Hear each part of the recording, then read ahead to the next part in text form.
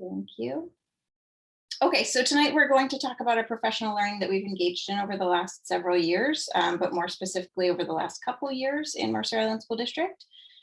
Tonight's webinar is really focused on elementary families. So for those of you who have elementary students, welcome. For those of you who got this passed along from another family, also welcome. We're excited to share with you what we have been working on for these last couple of years in a really targeted way. So we'll run through some information. Again, tonight's webinar is focused on the professional learning we've engaged in over the last couple of years. But the larger focus of all of these webinars has been the implementation of the Senate bill regarding the screening for dyslexia. So each different webinar has a different theme to it. And I'll talk a little bit at the end of our webinar tonight about where you can locate previous recordings or even tonight's recording if you're looking for that elsewhere. So I like to start our time together. We're going to do introductions here in just a second. We have more faces, different faces than our last session together. But I'd like to start this session just with a quote from one of the creators of letters, Dr. Louisa Moats. And she says, "Informed teachers are our best insurance against reading failure. While programs are very helpful tools, programs don't teach, teachers do."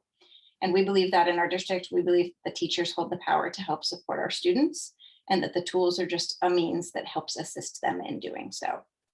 So we'll run through the content to talk a little bit about what letters is that Dr. Louisa Moats created.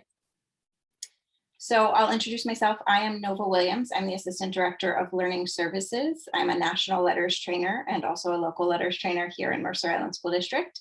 And I've been in the district since, 2008. And I think several years in this role as well. So about 2013 is when I took on this role. I'm going to pass it off to Amy Batliner-Gillette to introduce herself, and then we'll go down from there.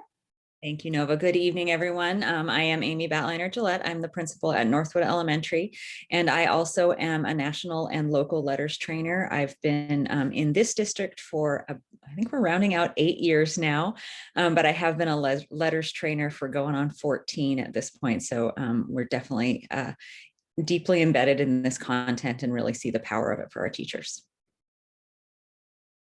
Great, Heidi.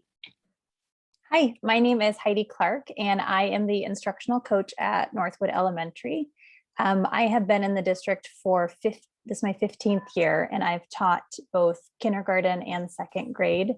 And last year I became a local letters trainer and have been working with the Mercer Island elementary teachers last year and this year as a trainer. Great, Amanda. Good evening. My name is Amanda Higgins. I started my career as a special education teacher back on the East Coast, and I joined Mercer Island School District when we relocated to the area in 2012. I started as an instructional coach with the district, and I am now coordinating the learning support program at Lake Ridge. Perfect. Matt? Good evening, everybody. My name is Matt Levine. I'm an instructional coach at Island Park. Like Amanda, my education career started on the East Coast. I used to be a 5th grade teacher, and about 5 years ago, I moved over here to Seattle and got to teach 4th grade at Mercer Island, and now an instructional coach, and very excited to be one of the district's letters trainers. Perfect. Thanks, everybody. So the cohort of folks that you are looking at tonight are our trainers. So they are all locally certified letters trainers. And so we engaged in training Heidi and Matt in edition 3. Amanda had 2nd edition training with Amy and I. And now we're all in edition 3 of letters. There have been several iterations, and the most recent has been updated to add in a lot more about dyslexia, some additional content about English learners, and additional research that's newer in the field of research. All right, so we'll talk first about just the rollout of what this has looked like over the course of the last couple of years. Before we even engaged in this work because of the dyslexia screening legislation, we had done optional letters training. So Amy and I at that time were doing optional letters trainings for about the last 6 to 7 years in the district. And we had a lot of folks take us up on that offer, and we provided them clock hours and in some cases college credit for taking those courses. They That was all in edition 2. And so then we did the update to edition 3 when we launched it last year in 1920 for our first rollout of that. So it was slightly different content, similar in a lot of ways, but there was additional information. And a lot of our teachers had said, even though they've taken it before, that they feel like every time they take it, they get something new out of it. And I feel the same way, even though I've been doing it now for 7 years. So what does language, or what does LETTERS stand for? LETTERS is Language Essentials for Teachers of Reading and Spelling. And it's not a curriculum, it is professional learning tool. So I want to be really clear about that. It is not a curriculum that we've used for our students. It's about teachers in this case. So you heard me read the quote earlier in the webinar just from Dr. Louisa Moats, and that's her theory of action. She really wants teachers to have the knowledge that they need in order to be the best instructors they can be for our students. Dr. Carol Tolman, one of the other authors, says, when we know better, we do better. LETTERS provides the know better in order to do better. So it supports teachers in learning the brain research behind learning to read. So what does that look like, feel like? What is it like to learn to read? And what does the brain do when it learns to read? It supports teachers of EL students and as well as our struggling readers. So that's been a huge assist for our teachers as they're working with those students. Over the course of the last couple of years, we've provided 5 release days for our teachers in those grade levels, and we're covering 4 units of instruction. We'll talk about that momentarily and what those units are and what those contain. We've also provided a toolkit for teachers. Again, we'll talk about that here momentarily and what was embedded in that toolkit to provide them some additional resources to support instruction using methodology, strategies, and practices they've been exposed to. So in the school year, while lots of planning took place prior to that, in 2019-2020, we had our first cohort. Our first cohort included our special ed resource room teachers in elementary, our English language learner teachers in elementary, our instructional coaches, 2 of whom are here with us tonight, and I know there are some others in the audience as well. Our LSP teachers, Amanda included in that, as well as the other buildings, and our kindergarten teachers. So it was a fairly large cohort. We were close to 40 people in that group. And so we spent 5 days together, and we finished our 5th day just before the closure for quarantine back in March of 2020. So we included some training, additional training on the last day about dyslexia, and continue to provide that training over the course of the continued rollout. In 2021, we did not stop the train. Our superintendent, Donna Kolaski, has the priority of this learning. And so we moved forward and we made some definite pivots in that work, given the nature of how things looked in 2020. So we actually started in the spring of 2020 with our second cohort. And that included any additional new staff that was hired, which was sort of a revolving entry in a lot of ways, because we've had some additional staff come on over the course of the last several months. But largely the biggest group of that cohort those are our 1st and 2nd grade teachers in elementary. We also continued training our cohort 1, as we refer to them, that first group that I mentioned, and they're doing continued learning on dyslexia, assessment and intervention. And then our cohort 2, the new cohort for this year, has been working on the units 1 through 4, and then the basics of dyslexia. Looking forward into next year, we will have continued training for both cohort 1 and cohort 2. And then I have a cohort 3+ down there at the bottom. And those will be new staff and those that are invited. So we're determining who are the next groups of folks who would most benefit from this training for their students, and creating that cohort. Some of that will be developed, of course, over the summer as hires come on and decisions are made about classrooms. And they'll cover the same content that the previous groups covered. So one of the things that we provided that I referenced earlier on is this literacy tools kit. We gave each teacher a bin with these items in it, and you sort of just see a smattering of images across the screen there that just shows you some of what we have. We give teachers Haggerty Phonemic Awareness Curriculum. They already have, of course, Mondo Phonics. That's our adopted phonics program and reading program. And then we gave them Kidlips as well as a resource for them. Activity-related items, we gave them some wands and chips, magnetic wands and chips for phonics instruction or phonemic awareness. felt pieces, syllaboards, mouth cards, and tile boards. So I know Heidi's gonna pop in about our literacy toolkits as well. Yeah. So the literacy toolkits have been wonderful because they support the learning that the teachers are doing as they're, engaging in the letters instruction with us. And it gives them just some tools that they can incorporate into the curriculum that they're already using in their classroom. And what's great about the toolkits is it really helps students be able to see the sounds. So whether that's individual letter sounds or phonemes, or whether they're engaging with syllables as well. And so, I mean, obviously this has been an unprecedented year, but we've been creative and also incorporating some online tools that teachers can use to represent those sounds as well. But really the toolkits are supporting what our teachers have been doing with their curriculum, and just giving them another way in order for everyone to engage in that instruction. Perfect. And just pop in for the rest of you. If you have anything to add, feel free to pop in and interrupt me. All right, so what exactly is the letters material? We are covering the first 4 units in letters. Letters actually encompasses 8 units plus some additional modules for administrators and things of that nature, but we're covering and our focus is on the first 4 units.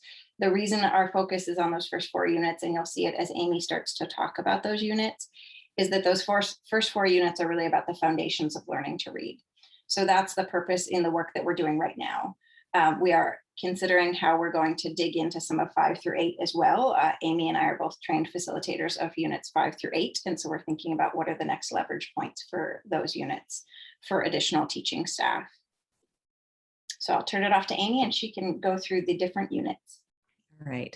As Nova mentioned earlier, we've talked about the different iterations of the letters materials that we use to train our teachers. And she mentioned editions 1, 2, and 3. And just to clarify, what that means is that over the course of its existence as a professional development tool for teachers, the authors of letters have maintained close connections with the researchers, the educational researchers that inform the work that we do within that program.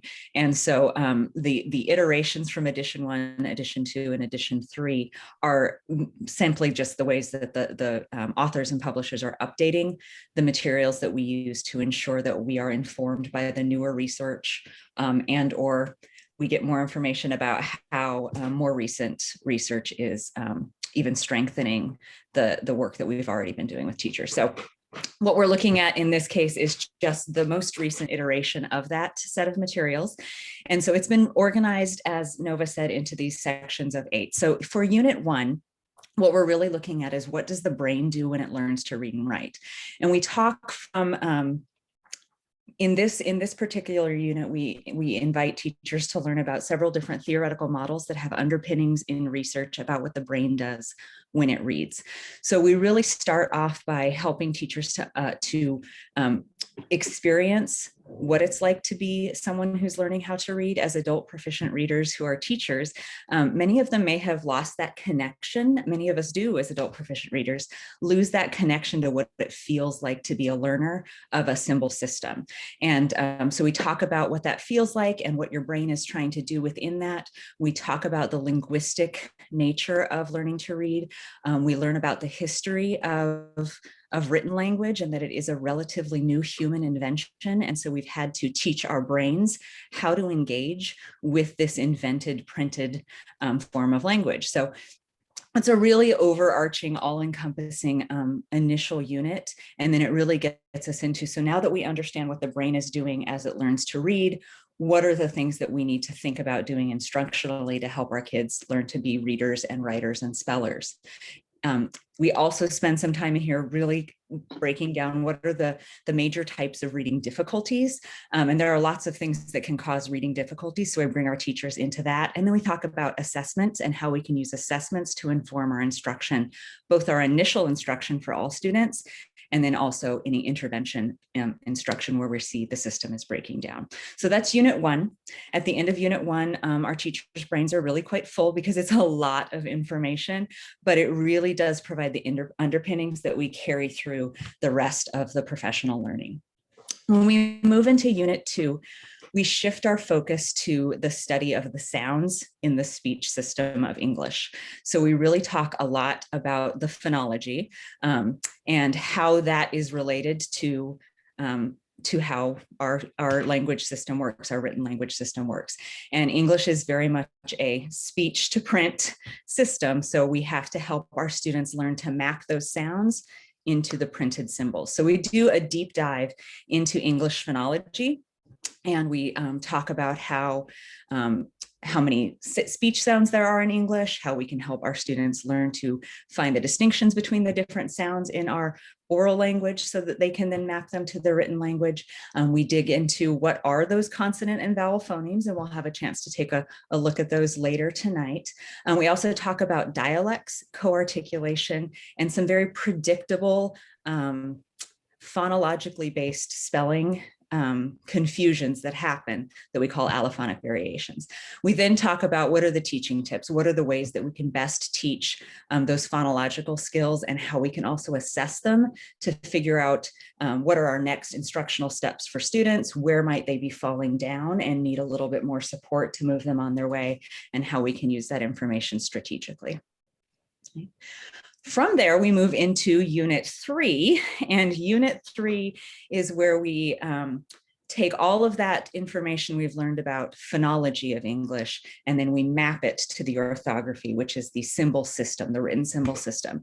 And that's where we make those connections where we're mapping the speech to the print. We talk a lot about what code emphasis instruction is, and that's the very strategic and direct teaching of how the speech symbol system works. We talk a lot about the predictability of English. I'm sure you've heard it said, we've all heard it said, that English spelling is kind of crazy. But the reality is that once you give students some of the information about what rules there are in the English system, it's much more predictable than we may have thought. We just maybe didn't learn those things ourselves in our own schooling.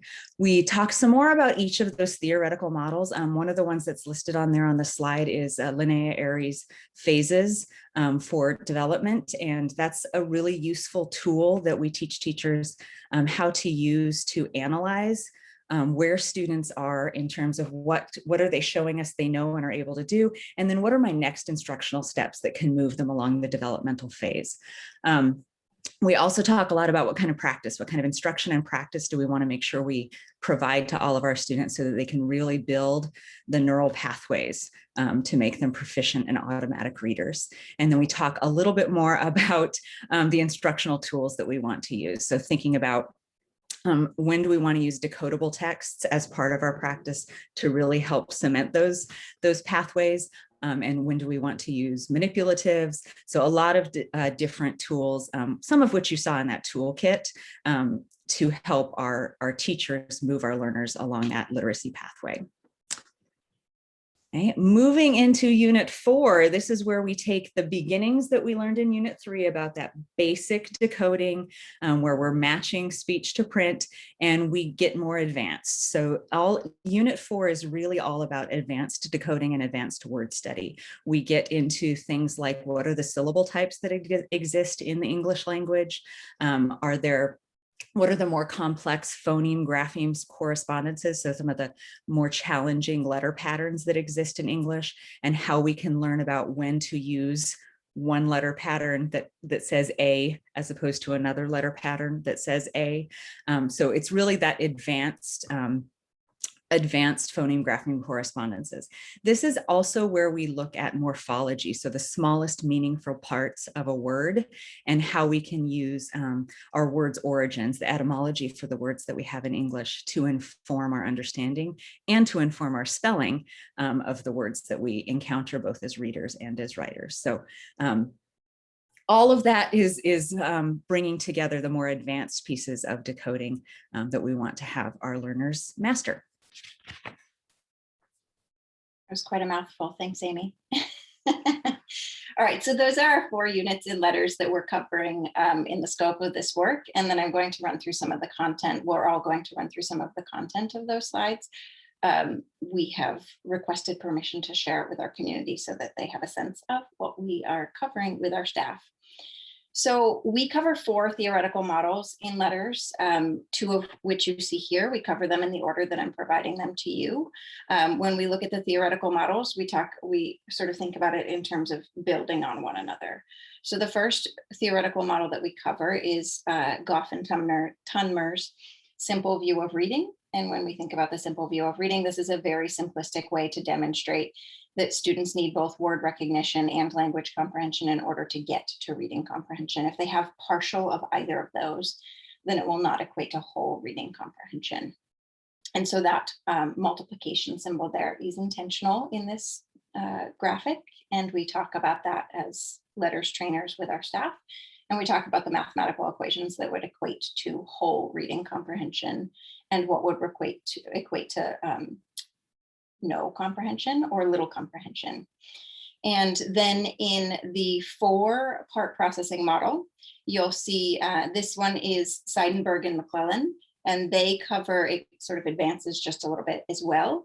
And they, at the base there, you kind of see the beginning stages of what we need to develop as our foundation in order to be able to read and comprehend. You need all of that to comprehend everything.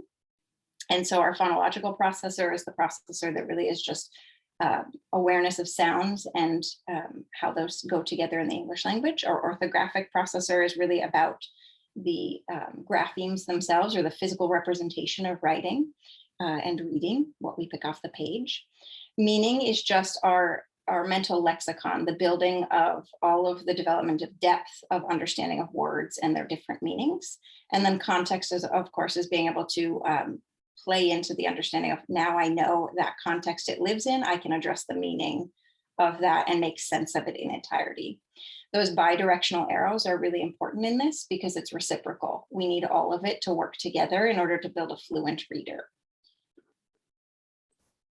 The next 2 theoretical models that we talk about here are the Scarboroughs Rope. So Scarboroughs Rope is even more developed than the previous 2 in that it gives us specific skills. So the bottom blue portion is really focused on the word recognition. So the phonological awareness, decoding, sight recognition, all of those skills. Those blue skills down at the bottom there have to be automatic. They have to be all solid in order to build a fluent reader. The red skills up at the top about language comprehension, we access those based on what we need to access. And it's about teaching metacognitive readers so that they know when to access what they need to access, building their breadth of vocabulary so that they can access text, layering in additional information to provide that background knowledge if it's necessary so that they can understand that text. And then our final theoretical model is Aries phases over there on the right side. And Aries phases really addresses how students develop as readers over the course of time. So really from before they come to us in kindergarten even onward through and at the end of 2nd grade. So by 3rd grade, we'd really want to see them in that consolidated alphabetic phase where they are able to read and decode text so that they can make that transition in 3rd grade over to, rather than learning to read, reading to learn. So that's the goal by the end of that point. All right, our 3 cueing system. This came up in our last webinar, so I thought it was important to maybe reference this and the conversation that we have in letters about it. So when we talk about the 3 cueing systems, it's helpful to contrast it to the 4-part processing model that Nova already spoke about. The important thing to note here is, though we talk about the 4 theoretical models that Nova went through, each of them have underpinnings and scientifically based research. So when we think about how those were developed, it is through rigorous scientifically based research. What's important for us to note when we look at what's on the screen here with the 3 cueing system compared to the 4-part is there isn't actually a basis in research. The 3 cueing system emerged in the 70s. It was the theory of an educator, but it didn't actually go through a scientifically based process to find whether or not that really is effective for our learners. So the reason we bring it up is that like some things often do in education, it found a hook with some publishers. And so it exists in a lot of curricular materials that are on the market for educators. So you will see it potentially over the course of being parents of children who are learning.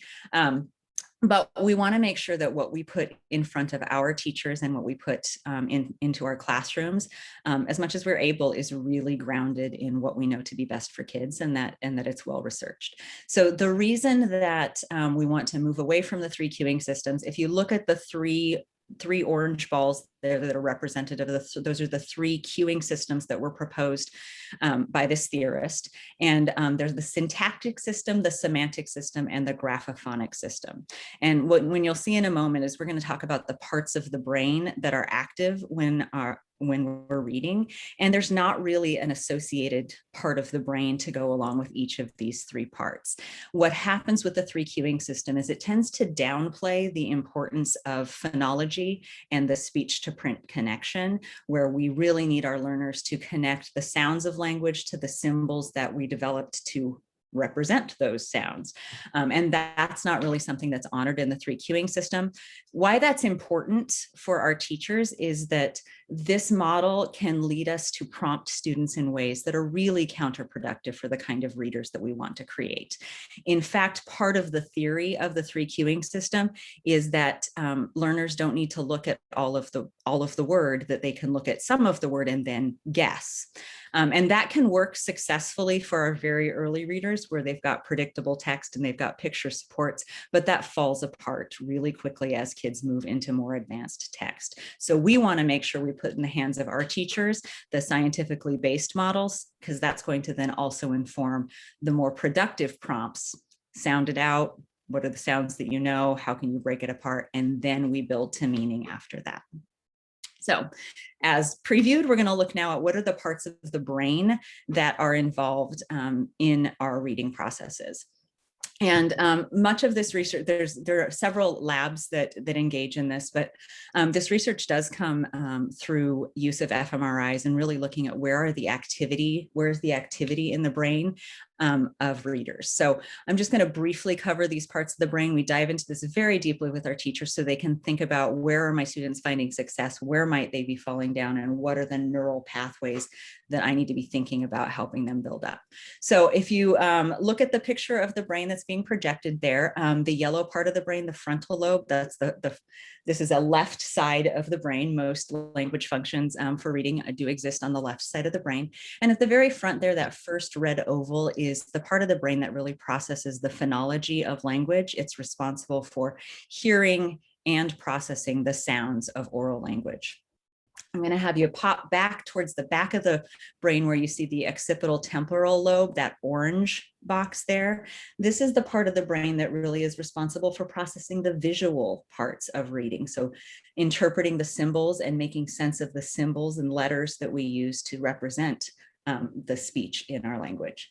And then between those two, the kind of fuchsia circle there between the parietal and temporal lobe, that's a part of the brain that's called the angula gyrus. And that is where the connection is made between speech and symbol. And that's where we really see that the kind of the superhighway of readers being built along the neural pathways there. In front of that, that teal oval is where our brains process language and the meanings and the content of language. Now, language comprehension is really a little more diffuse than some of these others, but that's a primary location where we see language being processed. So when we think about using this tool with our teachers, we want them to be able to think about how am I going to build those networks so that my readers are going to be accurate and automatic, so that any word that they encounter, eventually they can read as if by sight, because their brain can make those pathways happen. Perfect, thanks. So with all of the content of letters, we don't just ground this in the idea that this is what we believe, it's grounded in the idea of science. So they have used a lot of the fMRIs that are in the research around reading instruction to talk a little bit about what does that look like and what do we see activation wise in the brain. And so this first slide here, I'll just talk very briefly about it. As we present it to teachers, we talk a lot more about all of the content that we're covering right now, but we're just giving you as families a broad brush of the content that we do with teachers, a very broad brush, I should say. And so in this fMRI, you see an average reader up here at the top. This is a typically developing reader. As Amy mentioned, in this angular gyrus, the place where those connections come together to really make meaning of the text, we see more activation than we see in the phonological or the orthographic domains of the brain. If we go down to the bottom here, this is an unremediated poor reader, so someone who has not received instruction in remediation for reading as of this point of the fMRI. And you'll see very minimal in this angular gyrus area activation. You see a lot more up in the phonological processor as they're trying to make sense of what it is that they're reading. And you actually see a lot of compensatory activation on the other side of the brain. Likely in an effort to compensate for what they aren't able to pick up off the page. If we move over to the other brain activation pattern slide, in this one we talk about why what we do is important and why the things that we do are important. And so the training that teachers get out of letters then helps support that.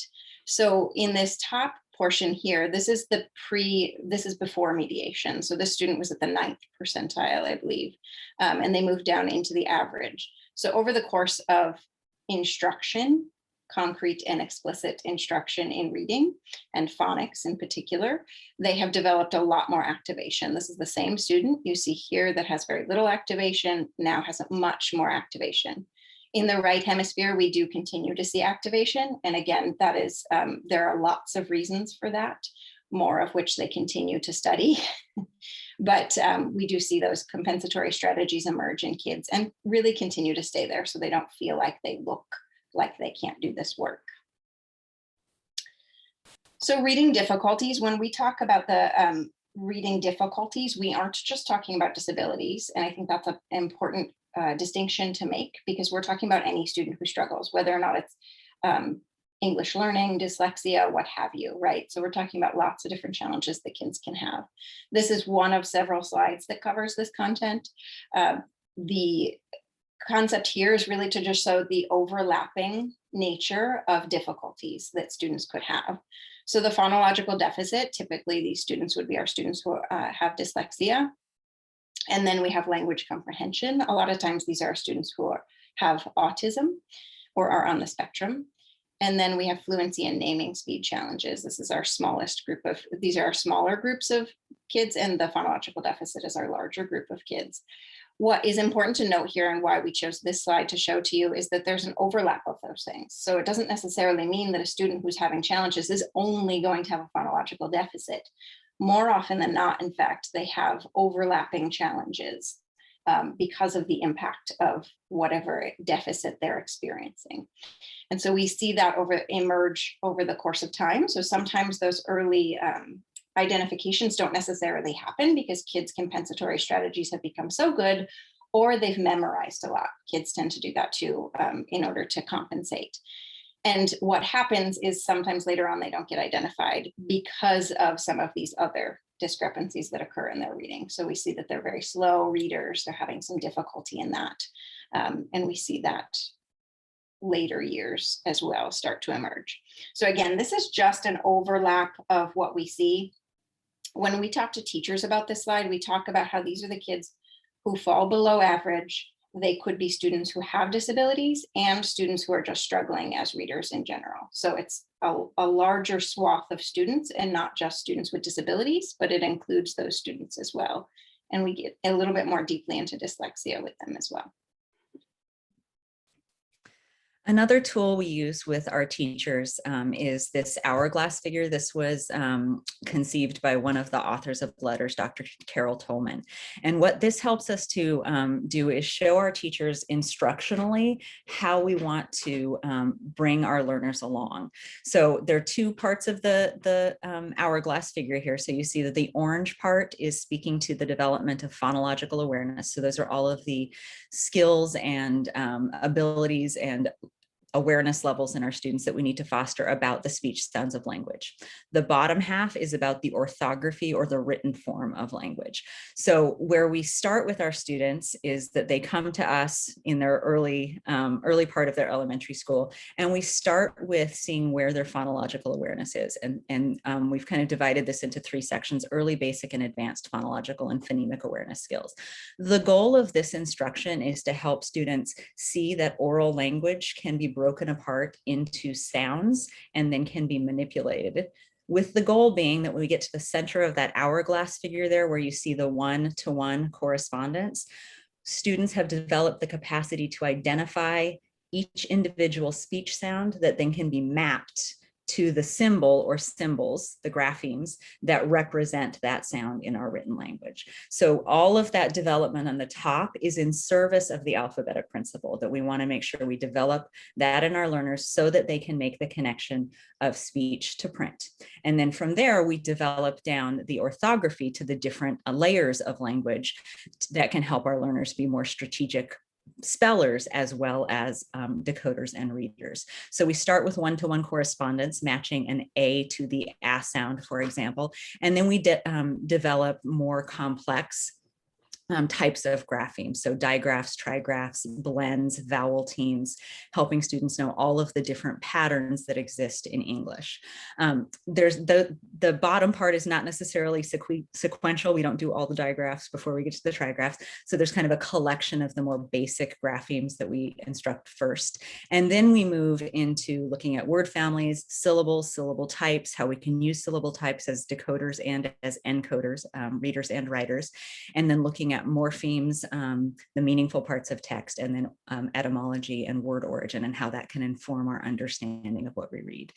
So this helps us think about instructionally what our scope and sequence needs to be for our tier 1 or universal instruction, but it also helps us think about where a student is showing struggle. And then in our work with our teachers, we dive very deeply into this so they can think about, okay, what's next? If I know a student can do this, what's my next layer of instruction to move them forward on the path? Let's see. So we did talk about, we dive quite deeply into the phonemes of English with our teachers. Again, for the purposes tonight, we're just going to do a quick overview of what we talk about with our teachers. And we really get into what are all of the sounds of English. So this chart that's being projected right now are the consonant phonemes of English. So all the different consonant sounds that we make in our oral language. This is organized by place and manner of articulation. So our teachers learn about voicing, they learn about mouth shape, they learn about where different sounds are created in the mouth.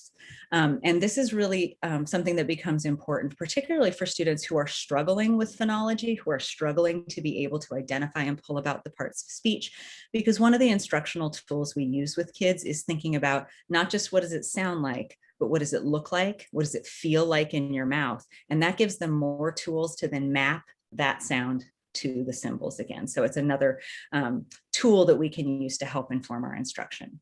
So these are the consonant phonemes, and you'll see that there are several that have voiced and unvoiced partners. So we teach our teachers about that, and then they can use that strategy with kids.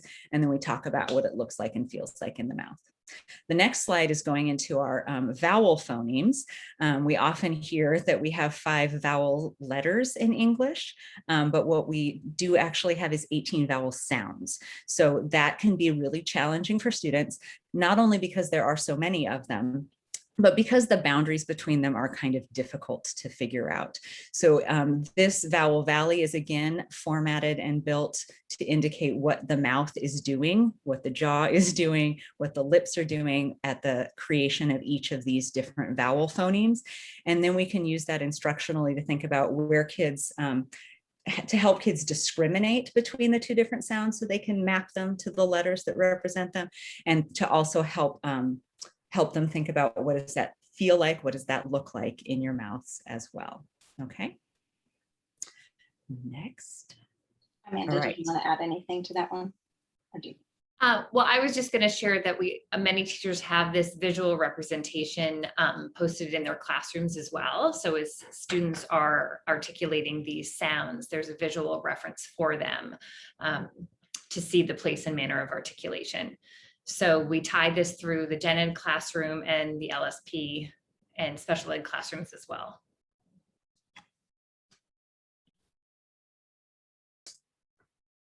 All right, for this next piece, we do spend some time talking with teachers about the importance of really helping students develop this knowledge of speech to print, knowledge of the spelling and the decoding of English to mastery. So they need to be accurate. They need to be able to encounter not only known words, but unknown words, and be able to apply their decoding strategies so that they can accurately and efficiently read those words. And that's what we're trying to help them develop in their brain, is those neural pathways that can be really efficient and automatic. Heidi, I think you were going to jump in here for a part of this. Yeah. So this is an activity that we do with the teachers to kind of help them experience, as Amy talked about earlier, reminding teachers and adults what it feels like when you aren't reading with 100% accuracy. So you can see on that top left corner what it might feel like if you are reading a passage with 70% accuracy. And then we share a few more words so they can experience what it feels like to be at 80, 90, and then what it would be to read a passage with 100% accuracy. And we do that for a number of reasons, because we know that ultimately we want our students to be reading for meaning and to be accessing new information and new learning. So to give them that experience of having less than 100% accuracy is a lasting impression, something that our teachers walk away with saying, like, you know, that really stuck with me.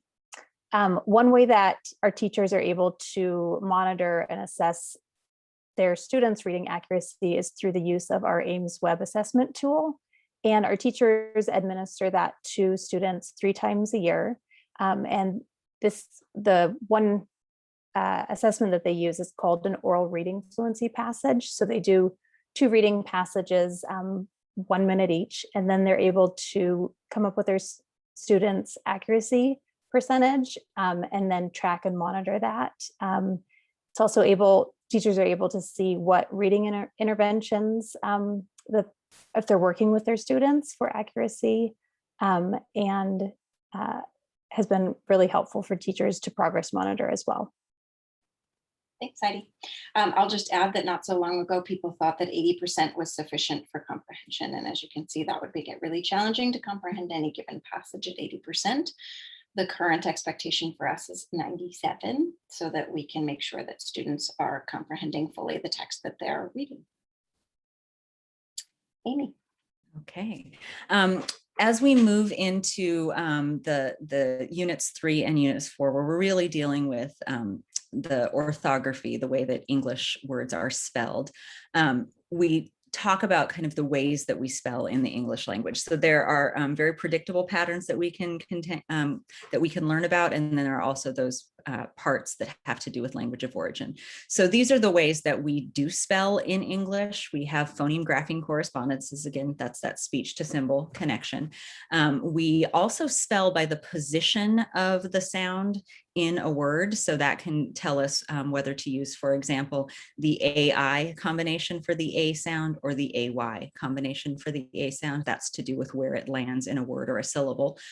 We also spell by letter order and sequence pattern. So that means that we've just got some orthographic conventions that we invented when English written language was invented, that can be markers to tell us how to pronounce a word when we're decoding it. So we talk about those with teachers. We also talk about morphology, the meaningful parts of speech, and how that can be useful to make sure as part of our instruction to inform students about those parts so that then they can use that themselves. So included in this are things like base words, root words, prefixes, suffixes.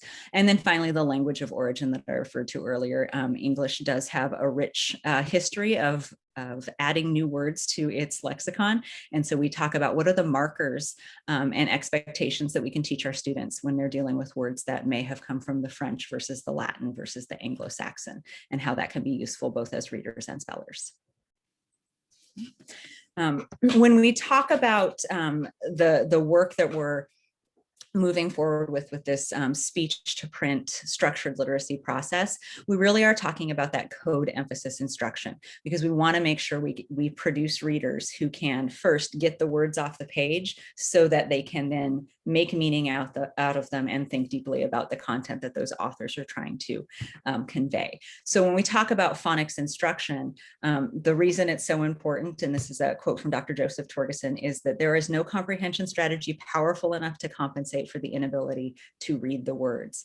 Foundationally, in a written language system, we have to be able to get those words off the page so that we can then make meaning out of them. And so that's why we want to make sure we're really focusing on this code emphasis instruction, particularly in the early years, but certainly with any students who are struggling and who are showing us that they haven't quite made that link automatic and efficient for them yet.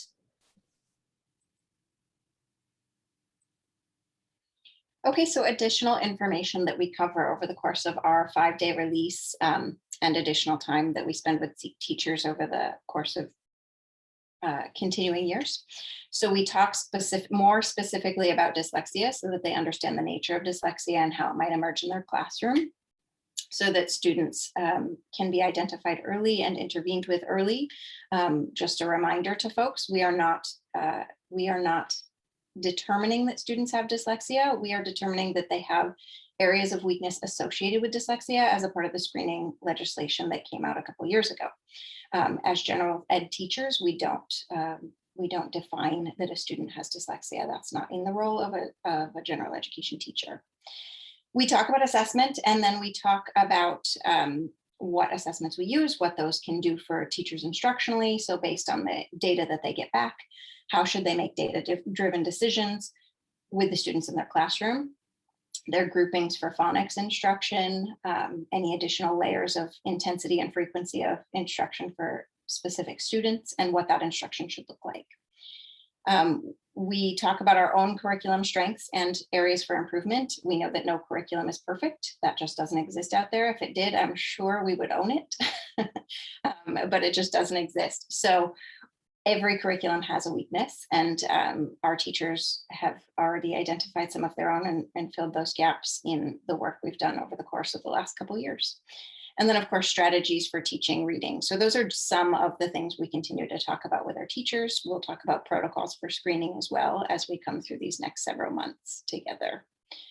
So when we talk about dyslexia, one of the most simplistic ways that we explain it to teachers, and again, specifying that that is very simplistic, is to focus on that phonological element and the block that occurs for students who have dyslexia. So for a student who has dyslexia, with the ectopias in their brain and affecting the neurological connections that would ordinarily be made as pathways for that reading, we talk to teachers about that. So we talk more in depth about it, but this is just a simplistic demonstration that we actually in person did physically, so that they could see what would happen as we were trying to pick up words off a page or make sense of what we were seeing based on what might occur for a student who's struggling. So there are lots of things that we cover over the course of letters that are just, a lot of them are multisensory in nature. And we cover different resources. We cover things that we have, and we added to the lit kits. So I'll let Matt and whomever else wants to chat a little bit more about these. Yeah, we've doused you with a lot of theory thus far, but here's the fun stuff, right? Putting all that theory into practice. And one of the great things that occurs during our 5 release days, those days that we get to train our teachers in this work, is how we can put those theories into practice and help all of our readers, including our struggling readers, learn a little bit better. Now, part of that theory that we learned was reading's not a natural process. This is not something that naturally occurs. So we have to develop connections with different areas of the brain. And Amy compared that to a superhighway within the brain. In order to create a bunch of different on-ramps or multiple pathways throughout the brain to help our students' learning be more successful, we try to incorporate as many multisensory approaches to learning phonics and phonological skills as possible. So what we'll get to do when we're doing our trainings together as teachers is we'll spend a lot of time talking about the different techniques and tools we can use at each one of those different stages of development. If you remember that hourglass figure, all of the different types of skills that need to develop in order to develop proficient readers. We talk about all the different skills and strategies and tools that can be done at each one of those levels to make the teaching not just fun and engaging for students, but improve its ability to, its stickiness, if you will, its ability to stick with the students. Perfect. Thanks, Matt. Heidi or Amanda, did you want to add anything? I'll speak to this just because this is the world in which I live as a learning support teacher. Excuse me. So the wonderful thing about all these tools is, as Heidi and was sharing the lit kits earlier and how Matt and Amy referenced, it is developing those neural networks so that the kids can read as if by sight. So in order to do those, I apologize. Hold on, sorry. So I'll just add to what Amanda was saying. You know, part of what we talk about is repeated practice. As we work with students to have repeated practice in these, we're physically building the neural pathways in their brain and reinforcing that can move quickly. And so the goal in this practice over time is to continue that practice so that we can read as if by sight. No one reads by sight. That's just not scientifically based. We read every character on in every space on every page. And that's just how the brain processes reading. As adults, we've kind of forgotten what that feels like. And so we do some activities with teachers to remind them a little bit about what that feels like and how uncomfortable it can be to not know what it's like to feel to read. And that's one of the most powerful things that we do with our teachers when we do it. So I think that that's really helpful. We did provide this year, given that the nature of the instruction that was occurring was largely virtual in the first part of the year, we did spend some time in the beginning of the year providing some information as we were presenting letters to teachers as to how they could modify that to put it in a virtual environment. Teachers are very adept at finding resources as well. So they found lots and lots of resources, and our coaches also helped support with lots and lots of resources. So it, as hard as I think this year has been for lots of different reasons, the nice thing that should come out of this is that teachers have lots of different tools in their toolbox, perhaps more than they might have if we were just all in person the entire year. And so that may benefit us in the long run, I am hopeful of. Amanda, did you want to add anything else? No, I was just going to speak to how wonderful all these tools are. And actually, we're quite fortunate to have all these resources within our schools. And we're just very fortunate. And I'm sure you covered what I was going to share. I apologize. We will. One of the things that since Amanda did bring that up, I think one of the things that I would be remiss if I didn't share is that, a portion of a lot of what we've purchased is because of our school's foundation. So those lit kits, the materials to do letters, the money to provide subs in order to release our teachers from that time. In this year, we were providing a different sort of release that occurred. And so we needed finances for that. So they've provided a lot for that in conjunction with our Title II budgets. So we will we'll continue along that path. And we've already posed a new request to the foundation. So that really goes to the community as a big thank you as well, because you're the ones who provide that financial support to the foundation, which supports us as a whole as a district. So we our ending for this evening. However, I want to just mention this site I've posted up here. We have a webpage that's dedicated really to this work that we're doing. We will post all of the webinars. So we posted the last webinar up there as well. And so you can navigate there. If you want to take a picture of it with your phone, that might be the easiest way to grab it. But it is under our departments and programs, learning services. And then in the learning services section, you'll see a little spot that talks about dyslexia and other reading difficulties. On that page, you'll see the webinars, you'll see FAQs. So I know that folks are asking questions in the chat, which is great. We answered some of them as we went through tonight, but those that we did not answer, we will answer in the FAQ section on the website. And we will ensure that I will ask that Craig can include this in the next advertisement for our next webinar. We'll be doing another webinar here shortly that talks about the basics of dyslexia with one of our psychologists in the district. And when I do that, I'll ask Craig to include the link here for those of you who are attending. But you're welcome to go there. You'll see some family resources as well. That site has been built out with some books, some articles, some links to at-home learning resources for you and your child, and supports for how you can help develop reading at home with your child in a safe and secure way, and not have to be the teacher of your child, because that'll be, that's a different role than the parent.